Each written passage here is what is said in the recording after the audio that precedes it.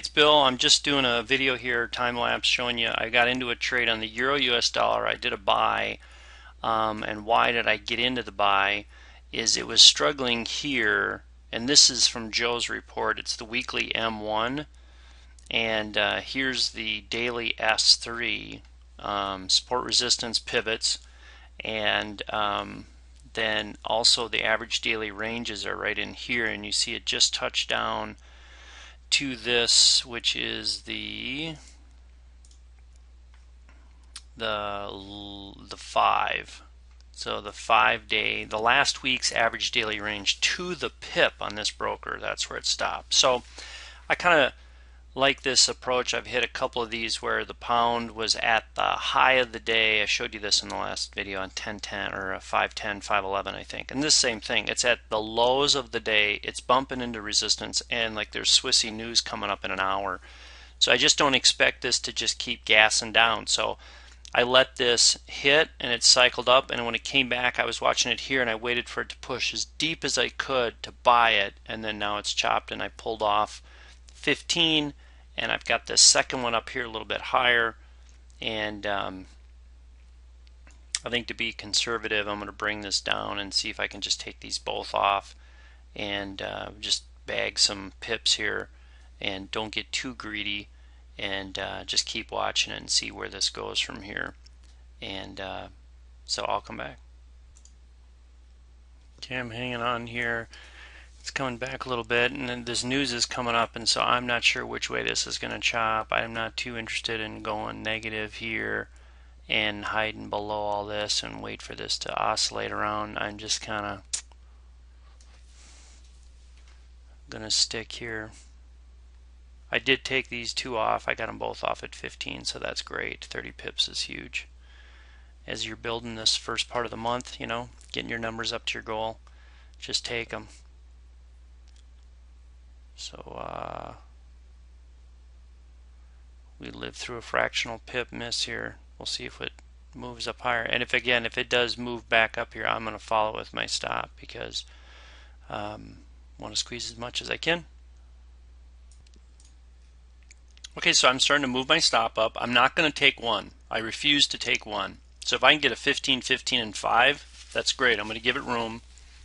But I'm not going to sit here and wait for this to come back to 1. Sorry, not doing it. When I get my account up over 400 pips, I'll do it, but not right now. So until I build my account, I take 2 off right away. I'll let it cycle, and then I'll follow it back up with a second punch with my stop loss.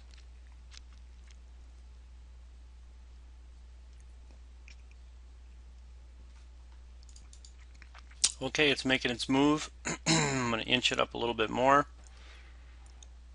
Keep following.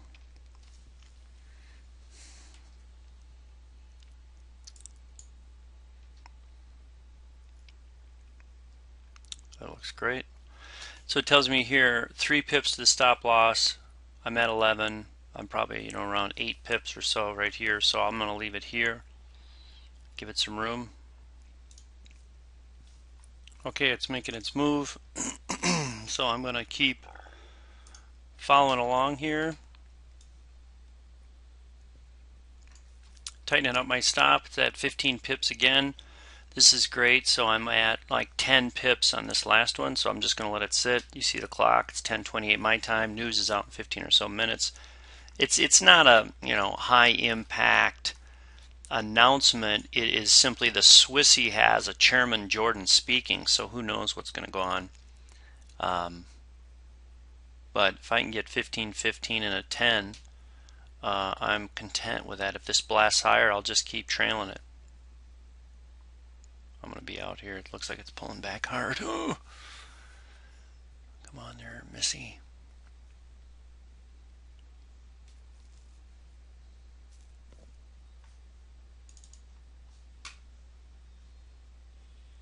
Yep, I'm out. Okay. That's fine. There we go. 15, 15, 11. Nice. Good job, good job, good job. All right. Well done. And again, let's just review the approach. Pretty simple. What I'm looking at is it's at the bottom. It's pushing lows for the day. It's bumping into some support resistance, and here it's a weekly M1. There's the daily S3. That's these are all off just normal pivots, and they're in Joe's reports, and you'll see them. Let me remove that.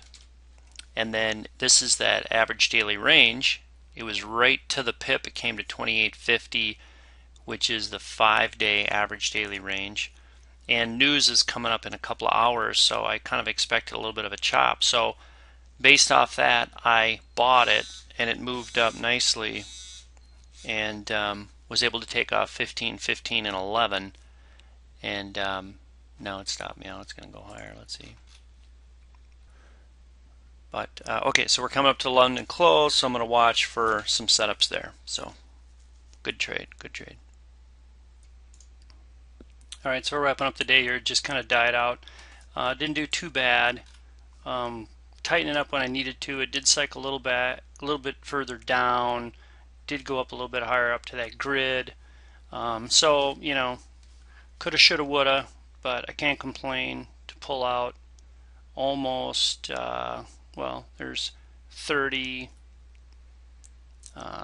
40, 41, 42 pips, so that's pretty good. I'm excited about that. So anyway, that's it for this trade for today. Again, it was based off of pushing down to some pivot levels and lining up with the average daily range, and picked the bottom, nailed it pretty good.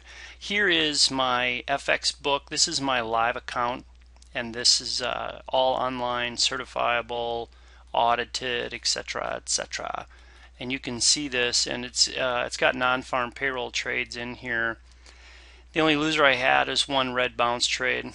There's just been struggling there. They just haven't been holding up. The market's been a little bit choppy, so might be staying away from those. And then it's been going good. So here gives all your analysis. You can look through here. Most of this is public, so you can see the different trades. What I like about it, look at this. If you go to here, I'm putting in the first lot, I'm putting in screenshots, and you can read why I took the trade. Okay, so here it should be red bounce failed, and it was a price action 2 on a 4-hour. Oh, it was 1 hour. It showed it there.